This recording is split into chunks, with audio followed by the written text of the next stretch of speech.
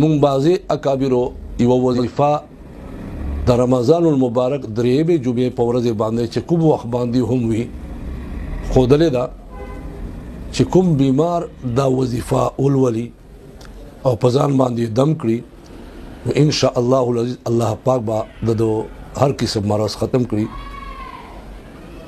یولس ځله اول اخر درود ابراهیمی اللهم صل او اللهم بارک دا یو ځله بشماره یولس ځله وړاندې یو ځله اخر کې او مینس کې با یوش ځله سورۃ علم نشرح او سورۃ القدر یوش ځله وایي او بیا په لاسونو دم کوي او ټول وجود باندې هغه لاسونه را وکړي ان شاء الله چې کوم مرض هم وي الله به شفا ورکړي سبا جمعې ورځ ده د رمضان المبارک درېمه چې کوم وخت کې هم تاسو